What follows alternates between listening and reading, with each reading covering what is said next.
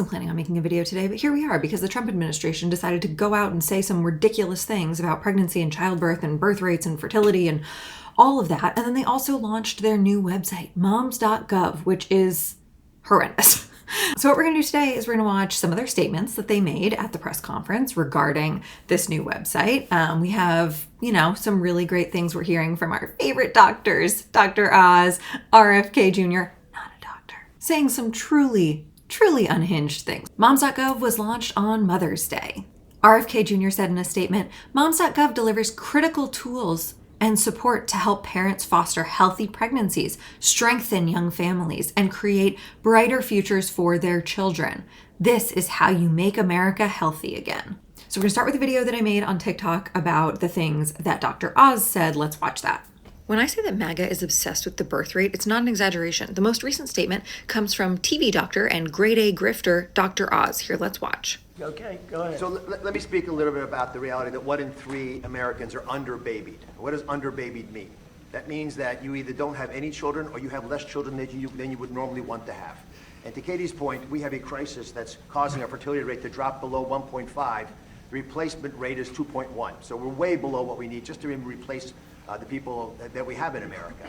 And underbabied. That is the most ridiculous thing I've ever heard. Now, the one thing that he's so close to getting right is that there are a lot of people who have fewer children than they want to have right now. And do you want to know why that is? Because of policies by administrations like this one. Because people who do want to have more kids can't afford them. They can't get the health care they need. They can't get the maternal care they need. They can't get the childcare and the schooling that their children need. They don't have paid parental leave. Like, it is so crazy to me that he's like, oh, well, people have fewer kids than they want to have. Yeah, because of the shit that you guys are doing. you can get access to fertility medications and the treatments that go with them. And as the services get better, we make them more affordable, we'll have more Trump babies. Yeah, and we Trump babies. Trump babies. And now a really brief clip from RFK Jr. For men in 1970, men had twice the sperm count as our teenagers do today. Republicans are not going to shake the claim that they are weirdos, because what do you mean? You are so concerned about teenage boys' sperm. This is crazy. They are so obsessed with other people's bodies, especially with their genitalia and their reproductive organs. Like, what is happening? If you want to beat claims of pedophilia, maybe don't talk about teenage boys' sperm count. Maybe don't whine about the fact that the teen birth rate is falling. If you do not want people to think that you are a party of pedophiles, don't say stuff like more teenagers should be having babies. Because you know who fathers the babies of teen girls? Adult men. Pedophiles. Sorry, I am so worked up about this because this has been months in the making and I'm just so mad about all of it.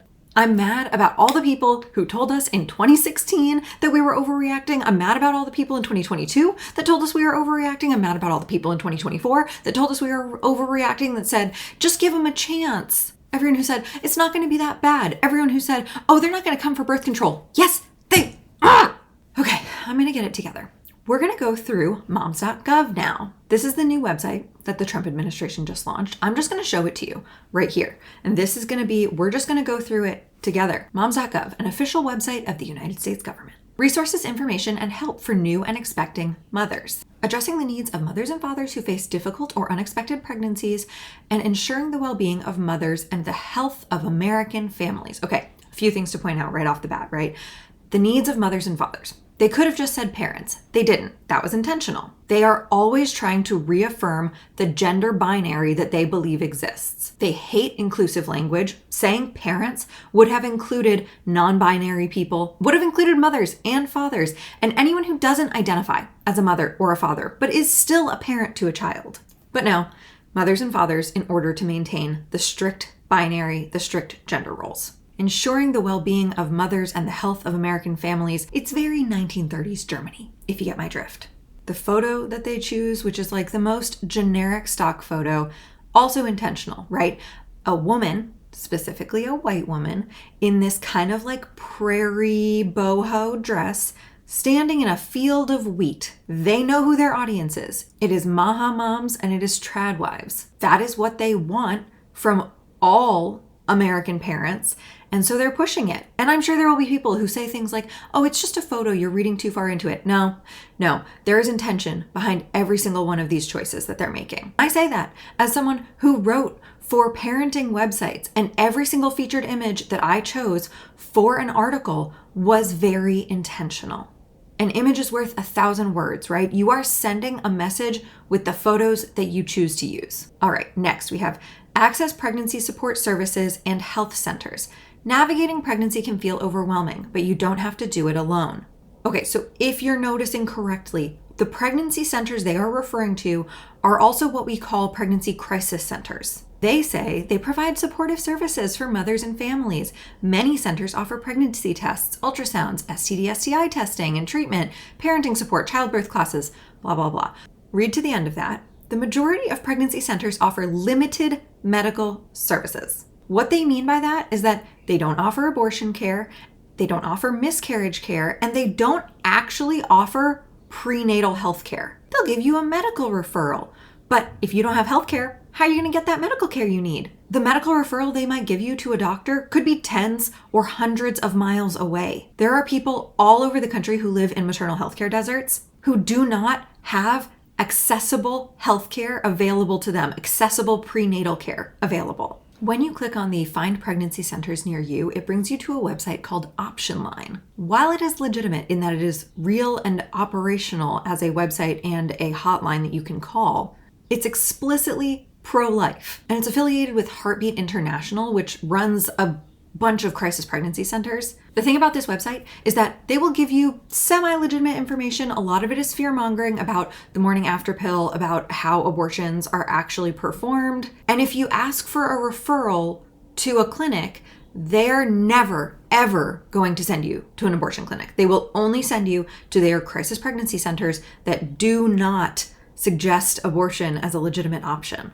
It is a sneaky website because they don't mention anywhere on the site that they are anti-choice. And because they mention things like the morning after pill and birth control and abortion, they make it seem like they actually give those options as suggestions to people, but they don't, because when you actually look at what they say about each of those things, they always recommend like, oh, you need a doctor for this. Oh, this can be a really scary procedure. And they're using all these fear-mongering tactics to scare people away from legitimate healthcare options. If you go to their abortion overview page, considering abortion, they will tell you that you need to go in to confirm your pregnancy, and then they will connect you to one of their crisis pregnancy centers. Now, crisis pregnancy centers are known to give poor information about how far along you are in your pregnancy and what the viable options are for you at that time. We can connect you to a local pregnancy help center for free confidential testing and support. This is on their abortion page. So if you go onto that page thinking, I need an abortion,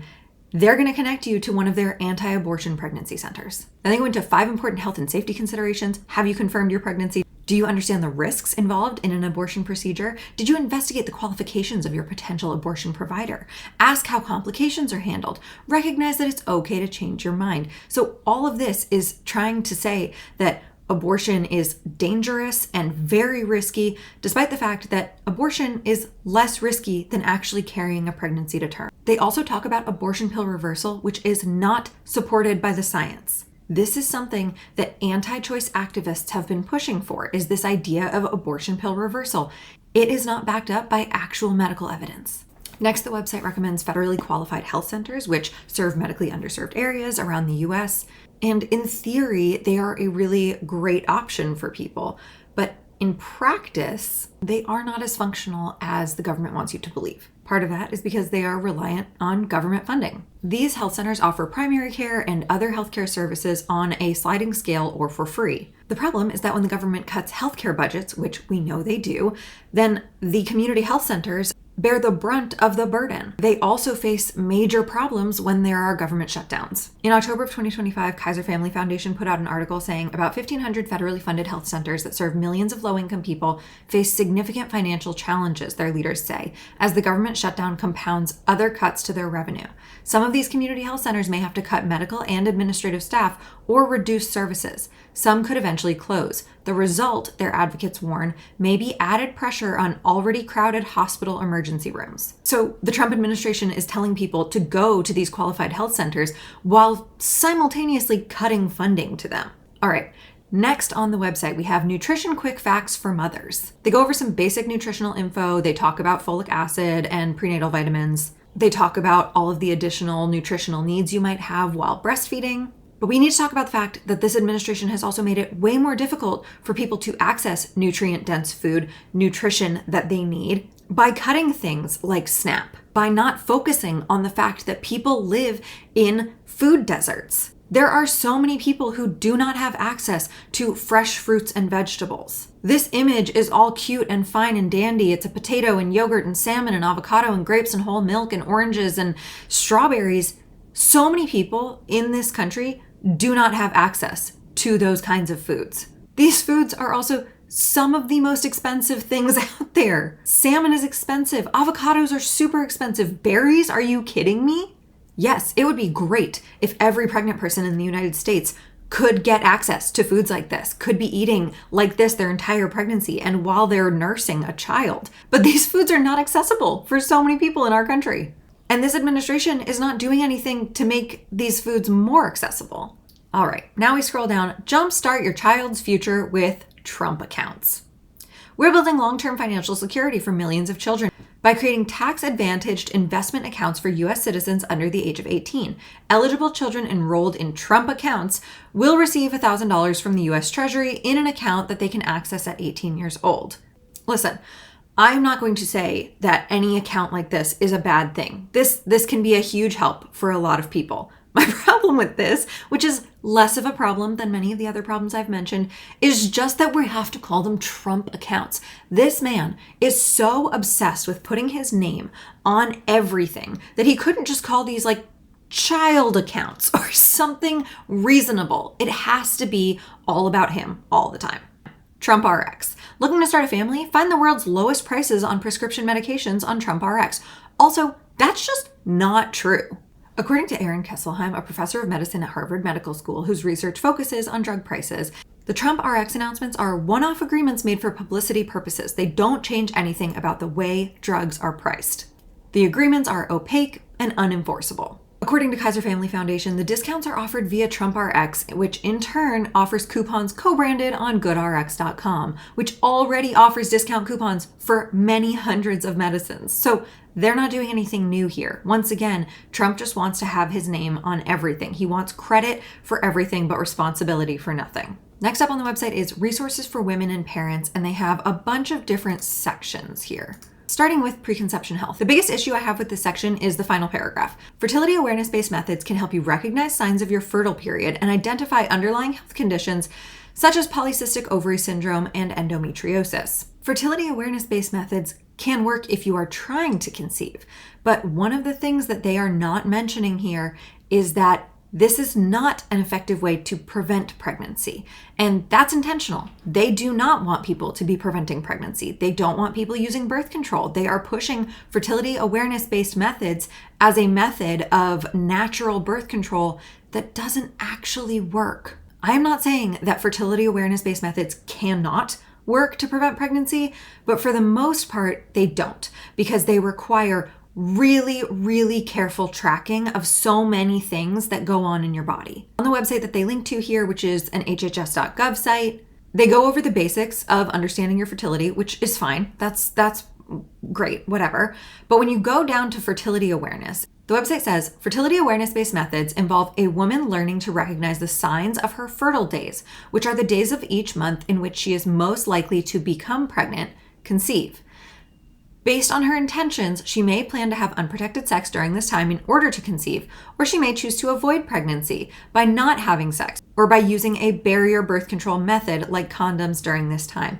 You will notice that nowhere on here does it mention hormonal birth control, like the pill or like an IUD. There are multiple fertility awareness-based methods that women can use, such as the following: natural family planning, standard days or calendar method, cervical mucus method, basal body temperature method, ovulation method, sympothermal method, combining the other methods. Now, many of these are not actually effective ways to prevent pregnancy. Standard days or calendar method is not effective, especially if you are someone who does not have a regular menstrual cycle. Promoting fertility awareness is fine, but not when you are saying that it is an alternative to birth control. The other website they link to is the Reproductive Health National Training Center. And the first thing you see on their site is a website disclaimer saying that the funding for this center ended on March 31st, 2026. While our resources continue to be available through December 15th, 2026, they will not be updated. This is exactly what I was talking about. They're linking to these things that they are not even funding anymore. They're saying, oh, here's a resource for you. By the way, we're not actually going to fund this thing anymore. And again, this whole website is about fertility awareness-based methods. So they have articles about using fertility awareness-based methods to prevent pregnancy counseling points, menstrual health and fertility indicators, fertility apps, a toolkit to support clients who want to achieve pregnancy, and using fertility awareness-based methods to achieve pregnancy counseling points. So this is all about using fertility awareness-based method, primarily to get pregnant. Okay, next we have the breastfeeding information. Research shows that breastfeeding provides many health benefits for you and your baby. However, it can also be difficult to manage breastfeeding in today's hurried world. Learning as much as you can before you give birth can help. Now, I think them mentioning today's hurried world is very intentional and very insidious, because what they are implying here is that women should not be so hurried after birth. What they're saying is that women should be home. What they're saying, in not so many words, is that women shouldn't be working. Women shouldn't be hurrying to other responsibilities. Their responsibility is taking care of their children. And while they mention that it is important to get rest when possible and take time for yourself because it can help new moms regain energy and strength, what they don't mention is the fact that our country does not offer paid maternity leave. We have no federally mandated paid leave for parents. So they're saying that moms need to get rest after giving birth and that breastfeeding requires you to be intentional about sleep and nutrition and all of that. But most women in the US have to go back to work within a few weeks of giving birth, and they're not doing anything to try to address that. They say that there are physical and mental health challenges while breastfeeding, but they're not actually addressing the primary one, which is that people cannot afford to stay home with a child without getting paid. We have no federally mandated leave.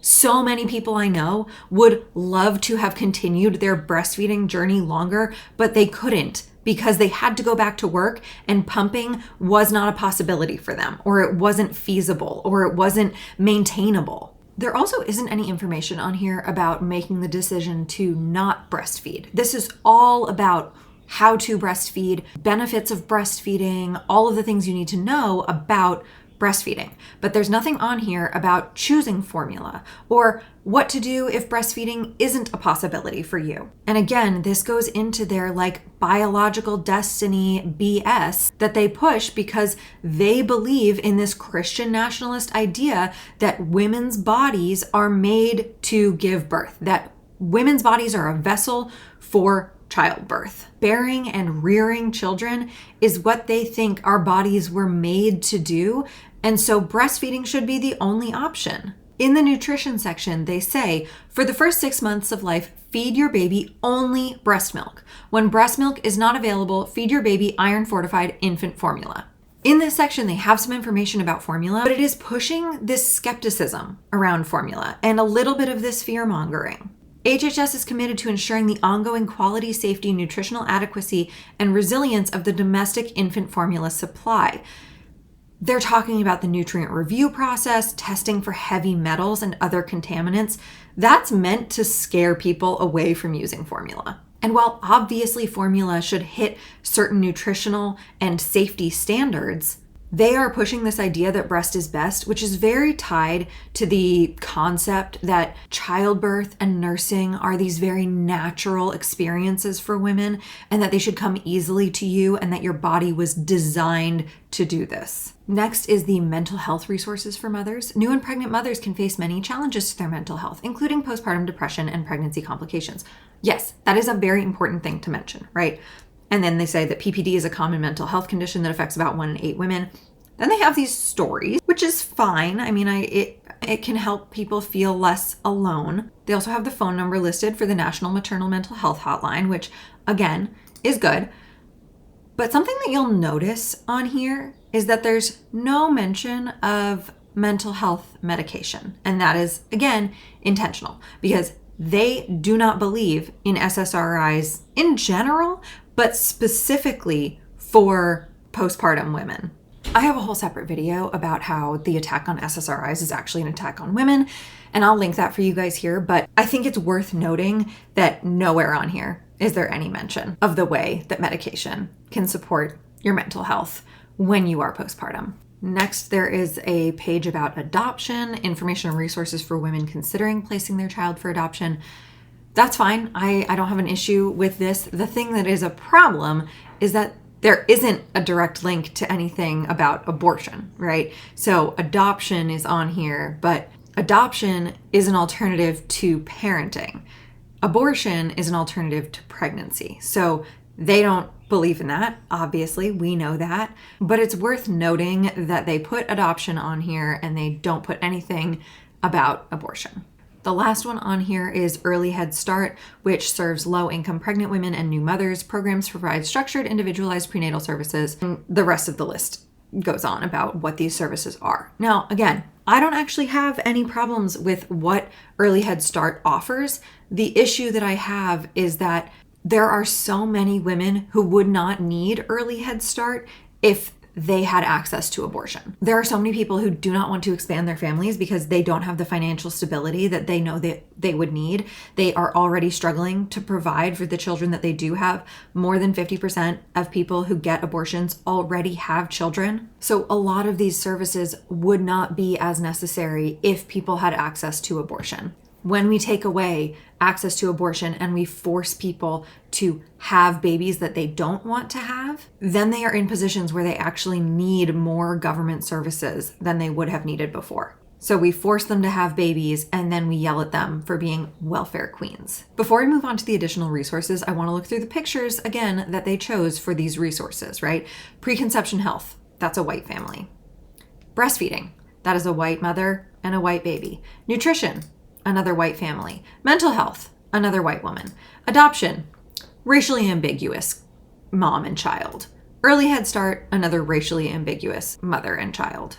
It actually looks like that's the same woman because that woman is wearing the same sweater and jeans in those two stock photos. So they couldn't even find multiple racially ambiguous women to use for this campaign. And that's on purpose, right? America is a melting pot. We have so much diversity in this country, and they hate that. They want more white babies, more white families. That is what they are talking about when they're talking about how all of the fertility rates are declining and how we have this fertility crisis. They are really primarily just mad that there are not more white babies, that white families are having fewer children. They talk about this in terms of the collapse of American society and whatever other things they say about it. But one of the ways that countries have always dealt with a declining population is by increasing immigration and welcoming new people into the country. It's something that we've seen Canada do recently by opening up their citizenship requirements.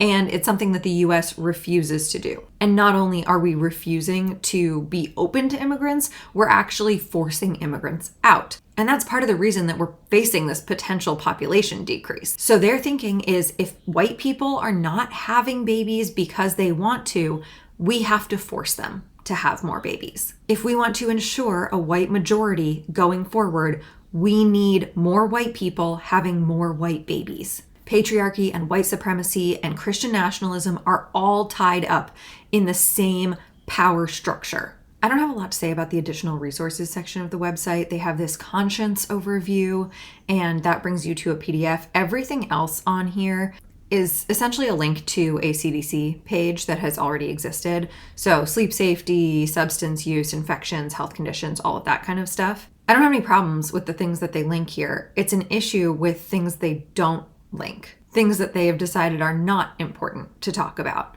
Obviously, there's no information about abortions.